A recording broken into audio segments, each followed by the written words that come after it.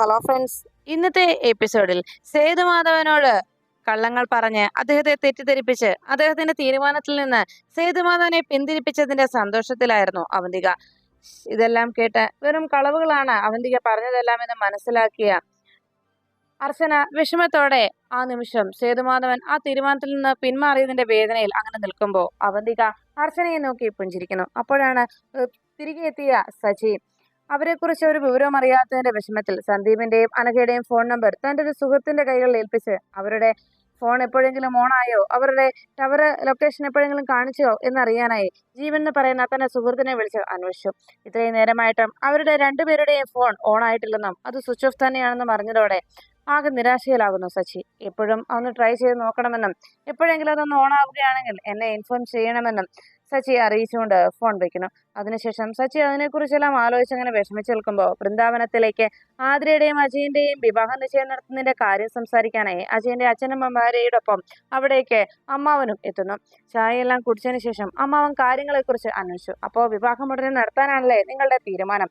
അപ്പോൾ പണത്തിന്റെ കാര്യമൊക്കെ റെഡിയായോ എന്നെല്ലാം അമ്മാവൻ അന്വേഷിച്ചതും ഉടനെ അനൂപ് പറഞ്ഞു അത് ഉടനെ റെഡിയാകും. അപ്പോഴേക്കും അജയന്റെ അച്ഛൻ പറഞ്ഞു നിങ്ങൾ വിവാഹത്തെക്കുറിച്ച് ഉടനെ ആലോചിക്കാമെന്ന് പറഞ്ഞപ്പോഴാണ് ഞങ്ങൾക്ക് സമാധാനമായതെന്ന് പറഞ്ഞതും അമ്മാവൻ പറഞ്ഞു അതെ, വിവാഹാലോചനയൊക്കെ കഴിഞ്ഞ് പെണ്ണിനെയും ചെറുക്കനെ ഇഷ്ടമായി കഴിഞ്ഞാൽ പിന്നെ അതിങ്ങനെ വെച്ച് നീട്ടരുത്, ഉടനെ തന്നെ ആ വിവാഹം നടത്തണം. ഇല്ലെങ്കിലേ വിവാഹം മുടങ്ങാൻ ധാരാളം കാരണങ്ങൾ ഉണ്ടാകുന്നേ, അതാണ് നാട്ടു നടപ്പ് എന്ന് അമ്മാവൻ അറിയിച്ചു. അപ്പോഴേക്കും അജയന്റെ അമ്മ പറഞ്ഞു അതെ, ആതിരയ്ക്ക് നിങ്ങൾ എന്തെങ്കിലും സ്ത്രീധനം കൊടുക്കാതിരിക്കോ, അതൊന്നും പ്രശ്നമുള്ള കാര്യമല്ല. ഇനി അഥവാ ഒന്നും തന്നില്ലെങ്കിലും കുഴപ്പമില്ല, ഞങ്ങൾക്ക് ആതിരെ മാത്രം തന്നാ മതി എന്ന് അവർ പറഞ്ഞത് കേട്ട് അനൂപിനും അച്ഛനും വലിയ സന്തോഷമാകുന്നു. മീരയും അവരുടെ സംസാരം എല്ലാം കേട്ട് അങ്ങനെ ആസ്വദിച്ചങ്ങ് നിൽക്കുമ്പോഴാണ് ഉടനെ കമലെടുത്തി പറഞ്ഞത് അതെ, ഞങ്ങൾ ആതിരയ്ക്ക് കൊടുക്കാമെന്ന് പറഞ്ഞത് എന്തായാലും കൊടുത്തിരിക്കും. അതൊന്നും ഓർത്ത് നിങ്ങൾ വിഷമിക്കേണ്ട, ഞങ്ങളുടെ മോൾക്ക് കൊടുക്കാനുള്ളത് എന്തായാലും ഞങ്ങൾ കൊടുക്കും. വെറും കൈയോടെ ഒരിക്കലും അവളെ ഞങ്ങൾ അയക്കില്ല എന്ന് അറിയിച്ചു. ഉടനെ തന്നെ മാഷ് പറഞ്ഞു അല്ലെങ്കിലും നമ്മൾ പണമൊന്നും സ്വരുക്കൂട്ടി വെച്ചിട്ടല്ലല്ലോ വിവാഹങ്ങൾ പലയിടത്തും സംഭവിക്കുന്നത്, അത് അതിൻ്റെതായ വഴിക്ക് നടക്കും എന്ന് പറഞ്ഞതും അമ്മാവൻ പറഞ്ഞു അതും ശരി തന്നെയാണ്, എല്ലാം നടക്കേണ്ട രീതിയിൽ നടന്നിരിക്കും. പിന്നെ അത് ആ രീതിയിൽ നടത്തുക എന്നുള്ളതാണ് പെങ്കൊച്ചിന്റെ അച്ഛന്റെയും സഹോദരന്റെയും ഉത്തരവാദിത്വം, അത് നിങ്ങളുടെ കടമയാണ് എന്ന് അറിയിച്ചു. അങ്ങനെ സംസാരിച്ചുകൊണ്ട് നിൽക്കുമ്പോൾ അല്ല ആതിര എവിടെ എന്ന് അമ്മാവൻ ചോദിച്ചു. ആതിര റൂമിൽ തന്നെ ഇരിക്കുകയാണോ എന്ന് ചോദിച്ചതും അവളിവിടെ ഉണ്ട് എന്ന് കമലെടുത്തി മറുപടി നൽകി. ഉടനെ അമ്മാവൻ പറഞ്ഞു അല്ല ആതിര അങ്ങനെ പുറത്തൊന്നും ഇറങ്ങാറില്ലല്ലേ, വീട്ടിൽ തന്നെ എപ്പോഴും ഇരിപ്പാണോ? ഞങ്ങളെ കുടുംബത്തെ സ്ത്രീകളെ അങ്ങനെയല്ല കേട്ടോ, അവർക്ക് ഞങ്ങൾ സ്വാതന്ത്ര്യം നൽകാറുണ്ട്, അവർക്ക് ഞങ്ങൾ ഫ്രീഡം കൊടുക്കാറുണ്ട്, നിങ്ങൾ കരുതുന്ന പോലെയൊന്നും അല്ല. പിന്നെ ആഴ്ചയിൽ 2 ദിവസം അവരെ മാർക്കറ്റിലേക്ക് പറഞ്ഞു വിടും സാധനങ്ങളൊക്കെ വാങ്ങിക്കാനേ, അല്ല ഈ സ്വാതന്ത്ര്യം അവർക്കും ഉണ്ടെന്ന് അവർക്കും ഒന്ന് ബോധ്യപ്പെടണ്ടേ എന്ന് പറഞ്ഞ് അമ്മാവൻ അങ്ങനെ ചിരിച്ചു. പിന്നെ ഒരു കാര്യം പറഞ്ഞേക്കാം, വിവാഹം കഴിഞ്ഞാൽ ആതിരയെ ജോലിക്കൊന്നും പറഞ്ഞയക്കില്ല കേട്ടോ, അതിപ്പോഴേ പറഞ്ഞേക്കുകയാണ്. അങ്ങനെ ആതിര ജോലിക്ക് പോയി സമ്പാദിച്ചുകൊണ്ട് വരുന്നത് കൊണ്ട് വേണ്ട ഞങ്ങളുടെ പുത്തൻവരിക്കക്കാരുടെ വീട് നടന്നു പോകാൻ. പിന്നെ ഒരു കാര്യം, അവൾക്ക് അങ്ങനെ ജോലിക്ക് പോകാനുള്ള സമയം കിട്ടില്ല, അതാണ് വേറെ കാര്യം. ഈ ഇരിക്കുന്നവർ രണ്ടുപേരെയും കാര്യം കഴിഞ്ഞ് അജയന്റെ കാര്യം കഴിഞ്ഞ് പിന്നെ അജയന്റെ അച്ഛന്റെ അമ്മയുണ്ട് കിടപ്പിലാണേ, അവരുടെ കാര്യം കൂടി തീർന്ന പിന്നെ നിന്ന് തിരിയാൻ നേരം കാണില്ല. അതുകൊണ്ടാ പറഞ്ഞത് ജോലിക്കൊന്നും പോക്ക് നടക്കില്ല എന്ന്. ആതിരയുടെ ഡ്യൂട്ടിയാണല്ലോ പിന്നെ അവന്റെ അജയന്റെ അച്ഛമ്മയെ നോക്കുക എന്നുള്ളത്, മനസ്സിലായല്ലോ എന്ന് പറഞ്ഞ് എല്ലാവരും അപ്പോഴേക്കും ആകെ വിഷമത്തിലായി. ശരിക്കും ആ വീട്ടിലെ ഒരു ജോലിക്കാരിയായി മാറ്റാനാണ് ആതിര എവിടേക്ക് വിവാഹം കഴിപ്പിച്ച് അയക്കുന്നതെന്ന് പച്ച മലയാളത്തിൽ അങ്ങനെ അമ്മാവൻ വിശദീകരിച്ചത് കേട്ട് എല്ലാവർക്കും വിഷമാവുന്നു. ഈ സമയത്ത് അവിടേക്ക് അവന്തിക എത്തുന്നു.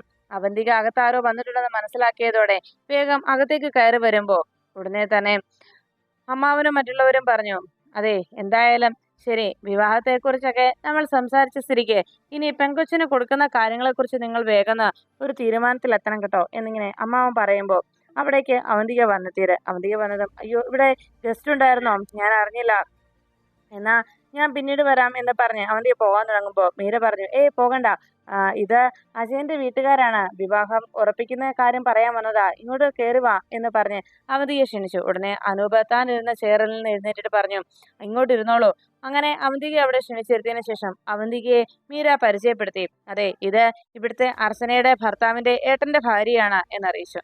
ഉടനെ അമ്മാവൻ പറഞ്ഞു അതെ, ഞാൻ അജയന്റെ അമ്മാവനാണ് കേട്ടോ എന്ന് പറഞ്ഞതും അല്ല വിവാഹക്കാര്യം നിങ്ങൾ സംസാരിക്കുകയായിരുന്നോ, എന്നത്തേക്ക് നിശ്ചയിച്ചോ എന്ന് ചോദിച്ചതും അതെ, ഞങ്ങൾ ഉറപ്പിക്കാനുള്ള നിശ്ചയം നടത്താനുള്ള ഡേറ്റ് പറയാൻ വന്നതാണ്, പിന്നെ വിവാഹം ഉടനെ തന്നെ ഉണ്ടാകും, പിന്നെ പെങ്കൊച്ചിന് കൊടുക്കുന്ന കാര്യങ്ങളെക്കുറിച്ചൊക്കെ സംസാരിക്കുകയായിരുന്നു എന്ന് പറഞ്ഞതും ഉടനെ അവന്തിക പറഞ്ഞു, അതെ, അത് കൊടുക്കുന്ന കാര്യത്തെക്കുറിച്ചൊന്നും നിങ്ങൾ ആശങ്കപ്പെടണ്ട. നിങ്ങൾ എന്ത് പ്രതീക്ഷിച്ചാലും നിങ്ങൾ എന്ത് ആഗ്രഹിച്ചാലും നിങ്ങളുടെ ഡിമാൻഡ് എന്തായാലും അത് ഞാൻ തന്നിരിക്കും. എന്താ പോരെ എന്ന് അവന്തിക പറഞ്ഞത്.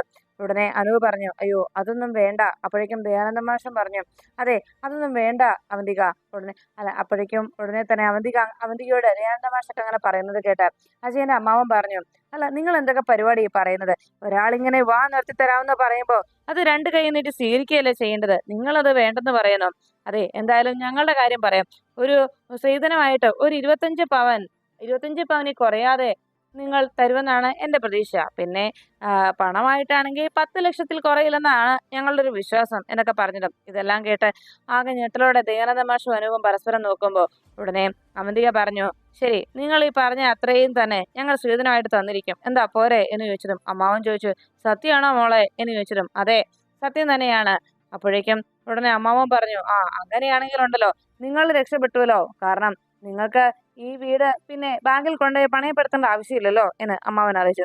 അപ്പൊ പിന്നെ നമ്മൾ പറഞ്ഞതുപോലെ തന്നെ കാര്യങ്ങൾ തീരുമാനിച്ചത് അതുപോലെ തന്നെ അങ്ങ് നടപ്പിലാക്കാം, എന്താ എന്ന് പറഞ്ഞ് അവിടുന്ന് അമ്മാവനും മറ്റുള്ളവരും യാത്ര പറഞ്ഞിറങ്ങി. അതെ, നമുക്കിനിയും കാണാം കേട്ടോ എന്ന് പറഞ്ഞ് അമ്മാവൻ സംസാരിച്ചതിന് ശേഷം അവിടെ നിന്ന് എല്ലാവരോടും യാത്ര പറഞ്ഞിറങ്ങി കഴിയുമ്പോൾ അവന്തിക എല്ലാവരോടും പറഞ്ഞു, അതെ, വിവാഹത്തെക്കുറിച്ച് നിങ്ങൾ ആശങ്കപ്പെടണ്ട. ഞാൻ പറഞ്ഞില്ലേ, അത് കൃത്യസമയത്ത് ഞാൻ തന്നെ നിങ്ങൾക്ക് തന്നിരിക്കും എന്ന് പറഞ്ഞത്. അനൂപൻ ദയാനന്ദ മാഷും പറഞ്ഞു, അയ്യോ അത് വേണ്ട അവന്തിക. ഇപ്പൊ തന്നെ അവന്തികയുടെ ഞാൻ വലിയൊരു ബാധ്യതക്കാരനാണ്. അതുകൊണ്ട് ഇനിയും ഇങ്ങനെ ഇത്രയും വലിയൊരു തുക കൂടി അത് പിന്നെ എനിക്ക് നിലനിൽക്കാൻ പോലും കഴിഞ്ഞെന്ന് വരില്ല. അതുകൊണ്ടാണ് എന്ന് അനൂപ് അറിയിച്ചു. അപ്പോഴേക്കും അവന്തിക പറഞ്ഞു, എന്നാ ശരി, നിങ്ങള് ഈ വീടും പറമ്പും പണയപ്പെടുത്താനല്ലേ പോകുന്നത്? എന്നാ പിന്നെ അത് പിന്നെ നെല്ലിശ്ശേരി ഫിനാൻസിൽ വെച്ചാൽ പോരെ? അപ്പൊ പിന്നെ നിങ്ങൾക്ക് പലിശ കൊടുക്കണ്ട, പണം കൊടുത്ത് നിങ്ങൾക്ക് അത് തിരിച്ചെടുക്കുകയും ചെയ്യാം. എന്താ, മറ്റു ബാങ്കിൽ കൊടുത്താൽ ഇത്രയും വലിയ തുകയൊന്നും നിങ്ങൾക്ക് കിട്ടുമെന്ന് എനിക്ക് തോന്നുന്നില്ല. നിങ്ങൾ ആഗ്രഹിക്കുന്ന അത്രയും തുക കിട്ടണമെന്നുണ്ടെങ്കിൽ നമ്മുടെ നെല്ലിശ്ശേരിയിൽ ഫിനാൻസിൽ തന്നെ വെച്ചാൽ ചിലപ്പോൾ നിങ്ങൾക്കത് മുതലാക്കാൻ കഴിഞ്ഞേക്കും. അതുമാത്രം അക്കാര്യമെങ്കിലും നിങ്ങൾ ഞാൻ പറയുന്നുവെന്ന് സ്വീകരിക്കണം എന്ന് പറഞ്ഞ് അവന്തിക നിൽക്കുമ്പോൾ വൃന്ദാവനത്തിലുള്ളവരെല്ലാവരും ആകെ വിഷമത്തിലായി. അപ്പോഴേക്കും സച്ചി ആകെ ടെൻഷൻ അടിച്ചിരിക്കുന്നത് കണ്ട് അർച്ചന സച്ചിയോട് പറഞ്ഞു, സച്ചിയേട്ടൻ ഇങ്ങനെ ആദ്യം പിടിച്ചിട്ട് എന്താ കാര്യം? അപ്പോഴേക്കും സച്ചി പറഞ്ഞു, അതെ, അനഘയുടെയും സന്ദീപിനെയും ഇവരൊന്നും അറിഞ്ഞില്ലല്ലോ എന്ന് സച്ചി ഇങ്ങനെ വിഷമത്തോടെ പറയുമ്പോൾ അർച്ചന പറഞ്ഞു, അവർ വിളിച്ചിരുന്നു. അപ്പോഴേക്കും അർച്ചന അങ്ങനെ പറഞ്ഞത് കേട്ട് സച്ചി അതിശയത്തോട് ചോദിച്ചു, ആര്? എന്താ പറഞ്ഞത് എന്ന് ചോദിച്ചിട്ടും അർച്ചന പറഞ്ഞു, എന്നെയല്ല, അവന്തികേടത്തിയെ വിളിച്ചെന്നാ പറഞ്ഞത്. അതും അനഘയെ വിളിച്ചെന്നാ പറഞ്ഞത്. എന്നാ ആ നമ്പർ കിട്ടുമല്ലോ, ആ നമ്പറിലേക്ക് വിളിച്ചു നോക്കിയ കാര്യങ്ങൾ അറിയാമല്ലോ എന്ന് പറഞ്ഞ് സച്ചി ആ നമ്പർ വാങ്ങിക്കാനായി വേഗം അവന്തികയുടെ അരികിലേക്ക് പോകാൻ തുടങ്ങുമ്പോൾ അർച്ചന പറഞ്ഞു, അങ്ങനെ ഒരു നമ്പർ ഉണ്ടെങ്കിൽ വേണ്ടേ ആ നമ്പറിലേക്ക് വിളിക്കാൻ എന്ന് ചോദിച്ചതും സച്ചി ആകെ ഞെട്ടലോടെ നോക്കി. അപ്പോഴേക്കും അർച്ചന പറഞ്ഞു, അത് വെറും കളവാണ് സച്ചിയേട്ടാ. ഞാനും അച്ഛനും കൂടി പരാതിപ്പെടാനായി സ്റ്റേഷനിലേക്ക് പോകാൻ ഇറങ്ങിയപ്പോഴാണ് അവന്തികേടത്തി ഇങ്ങനെ ഒരു കഥയുമായി അരികിലേക്ക് എത്തിയത്. അത് പറഞ്ഞപ്പോൾ തന്നെ എനിക്ക് മനസ്സിലായി അത് വെറും ഒരു കളവാണ് എന്ന്. അപ്പോഴേക്കും സച്ചി പറഞ്ഞു, എന്തായാലും അതങ്ങനെ അവസാനിച്ചു നന്നായി. ഇനി എന്താണെങ്കിലും അച്ഛൻ ഇനി പോലീസ് സ്റ്റേഷനിൽ പരാതിപ്പെടാൻ പോവാണെന്ന് പറഞ്ഞാൽ ഒരു കാരണവശാലും അതിനാ സമ്മതിക്കരുത് എന്ന് പറഞ്ഞത്. അർച്ചന ചോദിച്ചു, അതെന്താ സച്ചിയേട്ടാ? നമ്മള് സന്ദീപിനെയും അനഘയും കാണാതായതിനെ കുറിച്ച് പോലീസിൽ പരാതിപ്പെടുന്നത് കൊണ്ട് അവന്തികേടത്തിക്ക് എന്താ പ്രശ്നം എന്ന് ചോദിച്ചത്. സച്ചി പറഞ്ഞു, പ്രശ്നമുണ്ട് അർച്ചന, പ്രശ്നം നമുക്കാണ്. നമ്മൾ വാദി പ്രതിയായി മാറും, അതാണ് സത്യം എന്ന് പറഞ്ഞതും അർച്ചന അത് കേട്ട് വിശ്വസിക്കാനാകാതെ അങ്ങനെ നിൽക്കുമ്പോൾ സച്ചി പറഞ്ഞു, അർച്ചന, നമ്മൾ സന്ദീപിനെയും അനഘയും കാണാനില്ല എന്ന് പറഞ്ഞ് കേസ് കൊടുത്തു കഴിഞ്ഞാൽ ആ അന്വേഷണം വന്നെത്തുന്നത് അവസാനം ആതിരയിലേക്ക് എത്തിച്ചേരും. ആതിരയും സന്ദീപുമായിട്ടുള്ള വിവാഹകാര്യം അങ്ങനെ പുറത്തറിയും. പോലീസ് അന്വേഷണം നടത്തി ആ വിവാഹകാര്യം പുറത്തു കൊണ്ടുവരും. അത് നമ്മൾ മുഖേന അല്ലാതെ പോലീസ് വഴി അത് പുറത്തറിഞ്ഞാൽ ഉണ്ടാകാൻ പോകുന്ന ഭവിഷ്യത്ത് എന്താണെന്ന് ഒന്ന് അർച്ചന ആലോചിച്ച് നോക്കിക്കേ. അതാ ഞാൻ പറഞ്ഞത്, ഒരു കാരണവശാലും ഇങ്ങനെ ഒരു സംഭവത്തിന് ഒരിക്കലും അവസരം കൊടുക്കരുത് എന്ന്. അത് കേട്ട ഉടനെ അർച്ചന ആകെ ടെൻഷനിലായി. സച്ചി അത് സത്യം തന്നെയാണല്ലോ, സച്ചിയിടം പറഞ്ഞത് ശരിയാണല്ലോ എന്ന് അർച്ചന ടെൻഷനോടെ ആലോചിച്ചു. അപ്പോഴാണ് അജയന്റെ തടങ്കലിൽ കിടക്കുന്ന സന്ദീപിനെ അവിടെ ഇരുത്തിക്കൊണ്ട് കൂട്ടുകാരെല്ലാവരും അവിടെ ഇരുന്ന് ചീട്ടുകളിയും മദ്യപാനവും ഒക്കെ നടത്തിക്കൊണ്ടിരിക്കുമ്പോൾ പെട്ടെന്ന് സന്ദീപ് ഉറക്കമുണർന്നു.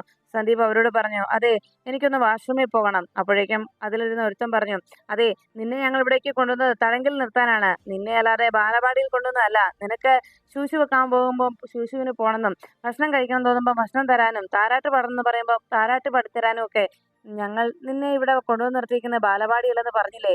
ഇത് ഒരു തട്ടിക്കൊണ്ടു വന്നതാണ്. ഈ കൊട്ടേഷൻ സംഘത്തിന്റെ അരികിലേക്ക് നിന്നെ കൊണ്ടുവന്നിട്ട് നീ പറയുന്ന കാര്യങ്ങളൊക്കെ ഞങ്ങൾ അതാത് സമയം ചെയ്തു തരണമെന്ന് പറഞ്ഞാൽ നടക്കുന്ന കാര്യമല്ല മോനെ എന്ന് പറഞ്ഞു. അങ്ങനെ പറഞ്ഞുകൊണ്ട് പെട്ടെന്ന് അടുത്ത് നിന്നൊരു കൂട്ടുകാരൻ പറഞ്ഞു, വാ അവനെ എങ്ങനെയും ആ വാഷ്റൂമിലേക്ക് കൊണ്ടുപോകാം, ഇല്ലെങ്കിൽ അവൻ ഇവിടെ മുഴുവൻ നാറ്റിച്ചാലോ എന്ന് പറഞ്ഞ് അവര് പിന്നെ നമ്മൾ തന്നെ അത് ക്ലീൻ ചെയ്യേണ്ടി പോവില്ലേ എന്ന് പറഞ്ഞ് അവർ വേഗം സന്ദീപിന്റെ അരികിലേക്ക് ചെന്നു. സന്ദീപിന്റെ കാലിലെയും കയ്യിലെയൊക്കെ കെട്ടഴിച്ച് മാറ്റുമ്പോൾ അതെല്ലാം കണ്ട് എല്ലാവരും അങ്ങനെ നോക്കി ചിരിച്ചു. സന്ദീപ് ഒരു വിധത്തിൽ തന്റെ കാലും കൈയൊന്നും നിർത്തുന്നത് കണ്ട് ഉടനെ അതിലൊരുത്തൻ പറഞ്ഞു, അതെ, നീ നിന്റെ കാലും കൈയൊക്കെ സൂക്ഷിച്ച് പൊക്കുകയും താക്കുകയൊക്കെ ചെയ്യൂ കേട്ടോ, അല്ലെങ്കിലേ ചിലപ്പോ നീ കാര്യമൊക്കെ ഇവിടെ സാധിച്ചെന്ന് വരും എന്ന് പറഞ്ഞിടും. സന്ദീപ് തന്റെ മുഷ്ടി ചുരുട്ടി അങ്ങനെ പറഞ്ഞ് ചിരിച്ചവന്റെ മുഖത്തിന് നീക്കി കൊടുത്തു. പിന്നെ അവിടെ ഉണ്ടായിരുന്ന മറ്റുള്ളവരെ എല്ലാവരെയും സന്ദീപ് ആക്രമിക്കുന്നു. ഓരോരുത്തരെയും തല്ലി തല്ലി താഴെ ഇട്ടുകൊണ്ട് സന്ദീപ് അങ്ങനെ ഒരു രീതിയിൽ എഴുന്നേറ്റ് അങ്ങനെ നിൽക്കുമ്പോഴാണ് അവിടേക്ക് അജയൻ ഓടിയെത്തുന്നത്. അജയന കയറി വന്ന് ആ കാഴ്ച കണ്ടതും സന്ദീപിനെ അടിച്ച് താഴെയിടുന്നു. സന്ദീപിനെ പിന്നിൽ നിന്ന് ചവിട്ടി താഴെയിട്ടതിന് ശേഷം അജയൻ സന്ദീപിനെ നന്നായി മർദ്ദിക്കുന്നു. സന്ദീപിനെ മർദ്ദിച്ച് അവശനാക്കി, നീ ഇവിടെ നിന്ന് രക്ഷപ്പെടാൻ നോക്കുകയായിരുന്നോടാ എന്ന് ചോദിച്ച് സന്ദീപിനായിട്ട് തലങ്ങനും വിലങ്ങനും തല്ലുന്നു. അതിനുശേഷം നെല്ലിശ്ശേരിയിലേക്ക് ദയാനന്ദ മാഷും കമലെടുത്തിയും ഓട്ടോയിൽ വന്നിറങ്ങി. അവർ രണ്ടുപേരും കൂടി കോളിംഗ് ബെൽ അടിച്ച സമയത്ത് നെല്ലിശ്ശേരിയിലേക്ക് എത്തിയതിന് കമലെടുത്തി ഉടനെ ദയാനന്ദ മാഷിനോട് പറഞ്ഞു, അതെ മാഷെ, നമ്മളിവിടേക്ക് വന്ന കാര്യം സംസാരിച്ച് നമുക്ക് പോകണം. അതിനിടയ്ക്ക് സന്ദീപിന്റെ കാര്യം പറയാനോ സന്ദീപിന്റെ കാര്യം നമ്മളോട് എന്തെങ്കിലും പറഞ്ഞാൽ പ്രത്യേകിച്ച് അഭിപ്രായം ഒന്നും തന്നെ പറയാനും പോകണ്ട എന്ന് പറഞ്ഞു ദയാനന്ദ മാഷ് ശരിയെന്ന് പറഞ്ഞ് നിൽക്കുന്നു. അപ്പോഴേക്കും വാതിക്കലേക്ക് എത്തിയ സേതുമാധവൻ ഇരുവരെയും വളരെ സ്നേഹത്തോടെ സ്വീകരിച്ചു. രണ്ടുപേരും അകത്തേക്ക് വന്നിരുന്നതും അവിടേക്ക് അവന്തികയും എത്തി. ഈ സമയത്ത് ദയാനന്ദമാഷ് പറഞ്ഞു, ഇവിടെ നടന്ന സംഭവങ്ങളൊക്കെ അറിഞ്ഞിരുന്നു, പ്രത്യേകിച്ച് അഭിപ്രായം എന്ത് പറയാനാണ്, എന്ത് പറഞ്ഞ് സമാധാനിപ്പിക്കും, അതുകൊണ്ടാണ് ഞങ്ങൾക്ക് അപ്പോഴൊന്നും വരാൻ കഴിയാതെ പോയത് എന്ന് പറഞ്ഞു. സേതുമാധവൻ പറഞ്ഞു, എല്ലാം എന്റെ വിധിയാണ്, ഞാനെല്ലാം അനുഭവിക്കണം, അല്ലാതെ എന്ത് പറയാനാണ് എന്ന് പറഞ്ഞ് സേതുമാധവൻ അങ്ങനെ സങ്കടപ്പെടുമ്പോൾ അവന്തിക പറഞ്ഞു, എന്തായാലും രണ്ടുപേരെ കുറിച്ച് ഏകദേശം വിവരങ്ങളൊക്കെ കിട്ടി. രണ്ടുപേരും കൂടെ സന്തോഷത്തോടു കൂടിയാണ് ഇപ്പോൾ കഴിയുന്നത്. താമസിയാതെ അവരിവിടേക്ക് എത്തുമെന്നാണ് അറിഞ്ഞത്. പിന്നെ അറിയാമല്ലോ സന്ദീപിന്റെ സ്വഭാവത്തെക്കുറിച്ച്, നിങ്ങൾക്ക് ഏകദേശമൊക്കെ അറിയാവുന്നതല്ലേ. പിന്നെ ആകെ ഒരു ആശ്വാസം ഉള്ളത് അവൻ സ്നേഹിച്ച പെണ്ണിനെ തന്നെ അവൻ കെട്ടി എന്നുള്ളത് തന്നെയാണ്. അവൻ ആ പെണ്ണിനെ തന്നെ സ്വന്തമാക്കിയല്ലോ എന്ന് പറഞ്ഞ് അവന്തിക ഒന്നും അറിയാത്തതുപോലെ കമലെടുത്തിയെയും ദയാനന്ദ മാഷിനെ നോക്കി സംസാരിച്ചുകൊണ്ടിരിക്കുമ്പോൾ ആ താഴത്തെ സംസാരം കേട്ടുകൊണ്ട് അവിടേക്ക് അർച്ചനയും സച്ചിയും എത്തുന്നു. രണ്ടുപേരും ദയാനന്ദ മാഷും കമലെടുത്തിയും വന്ന് അച്ഛനോട് സംസാരിക്കുന്നത് കണ്ട് പരസ്പരം രണ്ടുപേരും ആശങ്കയോടെ നോക്കുന്നു.